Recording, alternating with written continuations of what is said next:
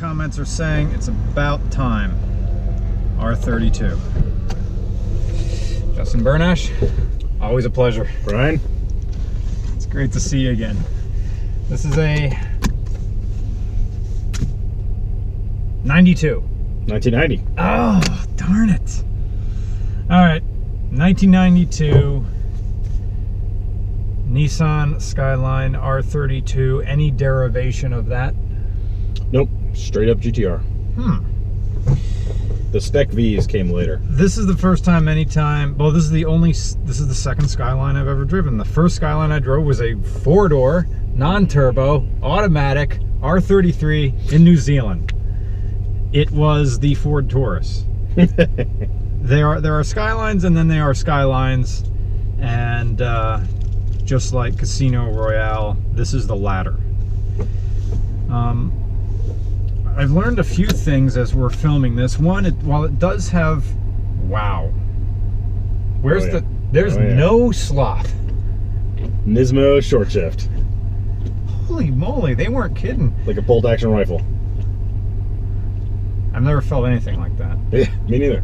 MR2 short shifters don't feel like that. Maybe Monica and Nuggets Sharkworks 997 Porsche, but it's like that. Holy wow. Like, I'm like, is this in neutral? And it's like, that's how much it moves. Yeah. And it's not, and there's a lot of effort in that. This is gonna be fun. Okay. Reverse is back slam. That's off. And there is no center tail light either. So the tail lights on this car flash. Like holy moly, it's very responsive. That is crap right from the bottom. Oh yeah. Yeah, the strobe brake lights we installed because they're LED, and the stock brake lights you can't see them. They're so dim. Really? It's like dangerous. Ugh. So we put the strobes in all of our cars just because it looks cool, but in this car it's actually legitimately a safety feature. Yeah. I love that. It's up here, the washers are up there. I just went for it. I just went for the swipe and it wasn't there. Okay. RB25? RB26. RB26. The 25 was in the GTS. This car is already warmed up because we just got done filming. And it's flat. There it is. Unlike the Evo that you gave us last time, where the power is all up at the top. Not all up at the top, but you know, that's where the fun is. This is torque and then boost, and you have both. Straight 6 twin turbo. It is as now. I'm mirroring what Farah said, but he's right. This is as good as a modern car driving. This feels like something from 2016. Well, okay. Maybe early 2000s. Maybe the early 2000s. Yeah. I mean, for a car that was designed in the mid 80s. Yeah. And came out in the late 80s. Yeah. And then destroyed everything in the racing world. Yeah. Yeah, it's a freak. Like, most people don't realize, I didn't realize how much of a quantum leap this car was compared to everything else from the 80s. This is a 5-speed. I'm now in 4th. Yep. 5th is up there. Okay. And it's turned into a sunny day. Yeah. Oh boy, HVACs. No, I'm sure it doesn't work. I just pushed AC and I'm getting. You're probably just getting. It's an automatic. Yeah, it's got auto climate control like all the JDM cars. Yeah. So they had all the witchcraft, power folding mirrors. I have no idea how to make it blow less. I'm gonna go with this. Yeah. Is that minimum? Oh, okay. There's medium. All right, medium's good. And it's in Celsius.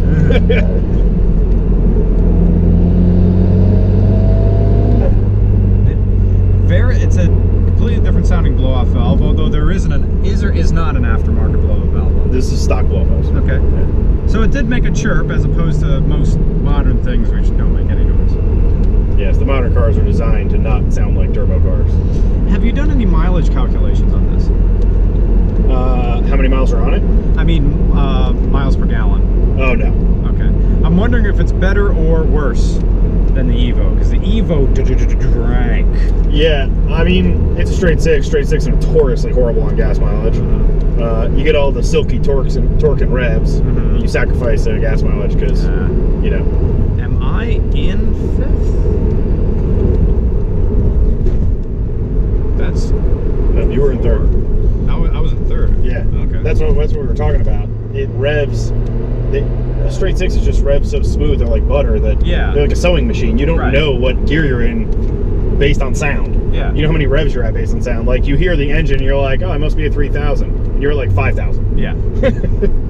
It was like that coming out. I'm like, there's no big cam jump with this engine. No. It's just... Okay, what's a good way to create a turbo straight six? It drives a lot like a big NA motor. Like just that linear pull. And then as you get up top, it gets real angry. Because the RBs like to spin, you know, 8,000 RPM redline. The spooling, or the pulling of this RB26 is reminiscent of the Toyota 1UZ V8. Yeah. And that sort of just butter smooth. Now the one in the Million Mile Lexus is kind of raspy. It's kind of old. Yeah, she's no longer a butter smooth. No. But okay, easy in first, and two's the elastic gear. There it is. There it is. There. Again, there's no real. Yeah, I could see how smooth this thing would be on a racetrack where there's no change. It's just more, take off. Yeah, there's no drop off, there's no flat spot. No. Yeah, that was 7,000 RPM. Yeah. It sounded like 4. Yeah. Yeah, that's a deceiving thing about driving this car. You never know how many revs you're spinning. Yeah. Now, obviously, if you had like a straight pipe and a big turbo and stuff, it'd probably be more obvious. Right. BPU, you know how we run our cars. Right. Yeah, you're yeah, the Evo had a big exhaust and a big loud. Yeah, HKS high power. But it makes a completely different sound on a straight six. Yeah, straight six they're just so freaking quiet. Like, you know, a twin turbo straight six is probably the quietest engine you could possibly have. Because it's naturally balanced, so there's no vibration. You don't have any of that going through the chassis that you get on a 4-cylinder, that frenetic anger, you know, which the Evo had lots of. Yeah. And then just the tone, like, it's a sewing machine. Yeah. It's so smooth, it's almost not as exciting as you want it to be. And then you get into the higher revs, and you're like, oh, okay, there it is. But you're moving. Yeah, you're moving, you just don't realize it. Man, you know it. I feel nothing through the,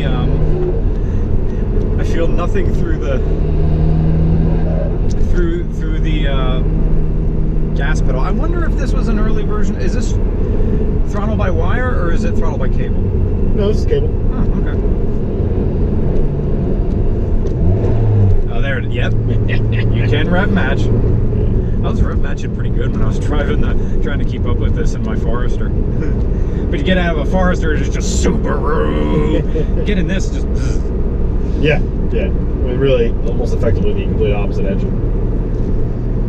Yeah, I'm enjoying this. This was our turnaround, and this is Audi, and there's construction up ahead, so I'm gonna turn around anyway. Might as well use it. Yeah. Anybody? I think we're good. Yep, we're good. Man, I like that the windshield washers are up there, because it's like you never screw it up anymore. Oh, brilliant.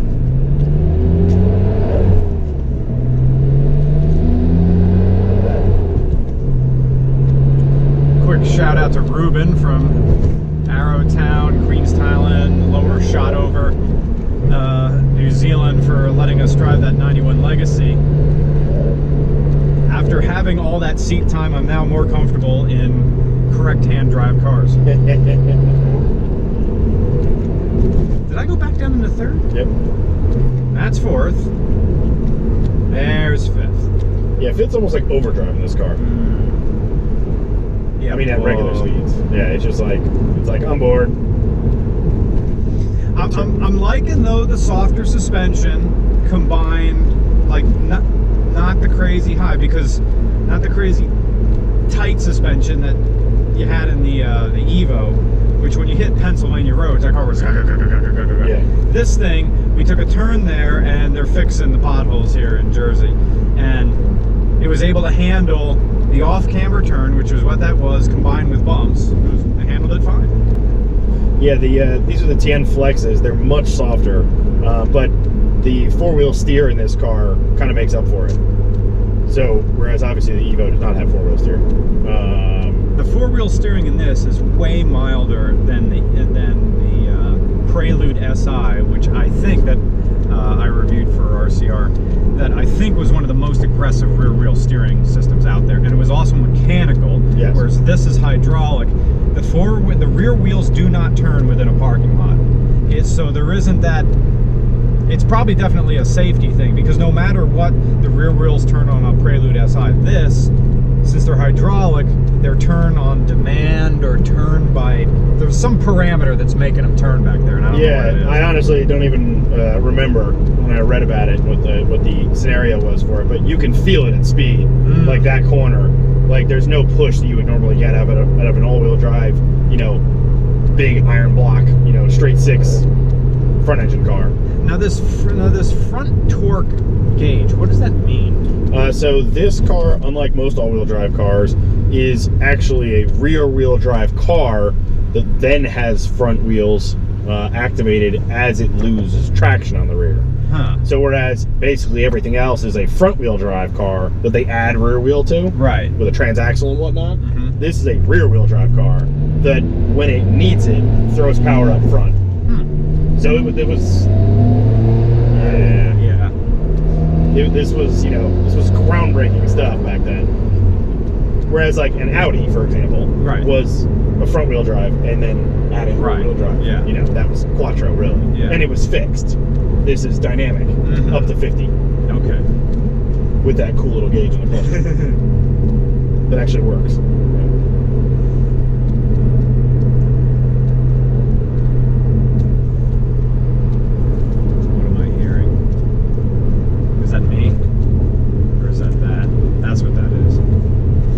Bolsters down here for your leg that I'm moving against. Again, stuff that makes sense. No one does. Bolsters for your leg, like this. When I say down here in the wheel well, there's pads for the sides of your calves to rest against. Yeah, that I like. Genius. No hard plastic. Yeah. Also, thinner steering wheel. Yeah, it's quite a thin steering wheel. And the no airbag design, so it looks cool. It looks cool, and you grab it like this. American style. I wonder if they bow out a little bit. It's kind of almost like a joystick. I drive the Falcon like this sometimes. like an idiot. Well, it's American. Yeah.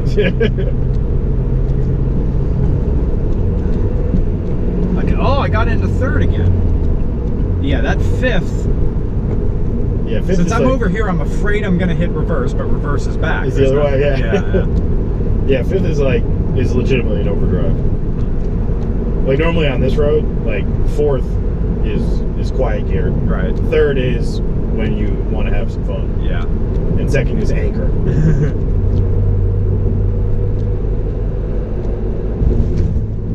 It's very deceiving, like, we like to generally keep all of our cars pretty mild so that they're usable. Right. Which this is, but we made it so usable. Yeah. That, it's very hard to get the sounds on camera. Yeah. Whereas like the MR2, the sound behind you, the Evo, angry 4-cylinder with 20 pounds boost. Right. Right in front of you, but this thing, the engine's turbos are way up there. Right. And the interior really doesn't make any noise. Like this thing, it's so nice that There's no, not a lot of that drama. No, this is made. Skylines in the U.S. have gotten so wrapped up in boy racer culture that you forget in near stock form like this, it's really a gentleman's GT car that also turns like crazy. Yes. Yeah, this is what the Mark III Supra wish it could be. Yeah. Because they were pigs.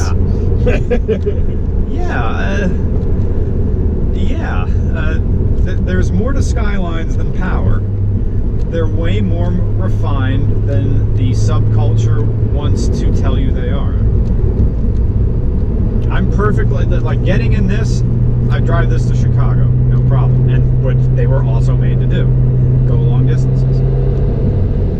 Yeah, and I think, like you said, that was the thing that I was surprised most about with this car, because we got it bone stock.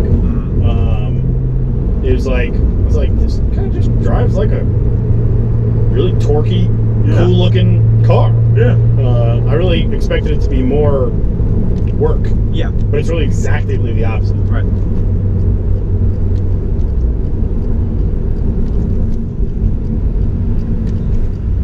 It's almost strangely easy to drive. Yeah. Like a right-hand drive MR2 is more difficult to drive. I believe it. The MR2s are handfuls to begin with. Yeah. And obviously these long doors with the huge openings make this car much easier to get in and out of. Oh, definitely. Than a right-hand drive MR2. You kind of got to like snake your way into the driver's seat in that car. Yeah. So, first drive in an R32 Skyline. It's a refined gentleman's car that I'm trying to think of something that would.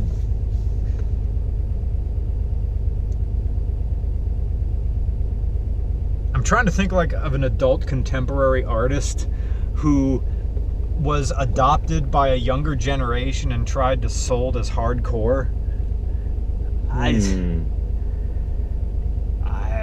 I'm not thinking of anything. I'll think of something for the video. Yeah, I got nothing. But yeah, it's not what you think it's going to be. No. To me, it's better because it's more grown up. Yeah. Which is what I like. Yeah. But at the same time, like, when you put your foot down, you want to drive like your hair is on fire. Yeah. Like, it's fast. It'll do it, but it doesn't have to. It's just basically stock. Like a stock. Yeah. Actually, now I'm hearing stuff because I'm not hearing the wind, but. It revs so fast, this motor. Yeah. It's crazy. Smaller turbos. It's just a flat line that goes right to the top. You could. Employees are looking at us. You could put someone who isn't into cars in this, say nothing about it, and say, oh, this is just an imported car from Japan, drive normally, and they would say, oh, this is nice. As opposed to maybe an AutoZam or an MR2. Don't do these three things. S13. Yeah. Don't do these things. Yeah. This actually, is just like that one S13 I drove that had the 1.8 liter turbo in it was completely nice and fine too. Yeah. Yeah,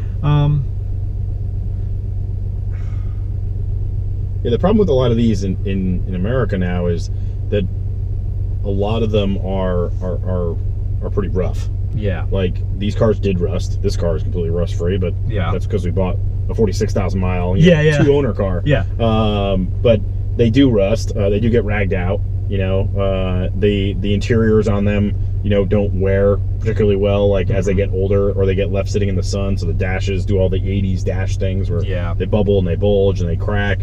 This doesn't have any of that just because it's super low mileage and it was the nicest one that we could find. Oh, automatic windows up and down. Yeah. Nice. All right, Justin.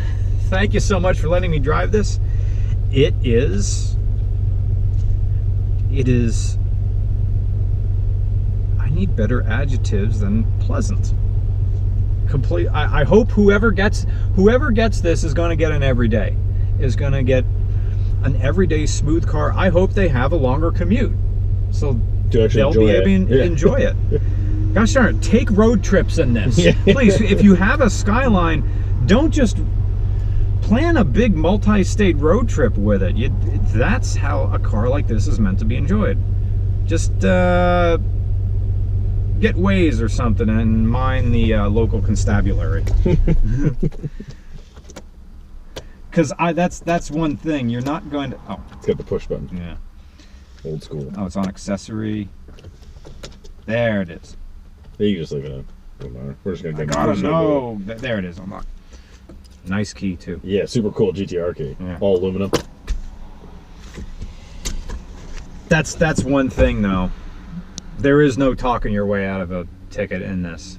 I don't think there is. No, they're not fall for it. Yeah, like the officer would have to be really into the JDM scene, and you better not be wearing a flat brim cap. If you have one of these things, you have to drive it in a polo shirt. This isn't enough. You have a polo shirt.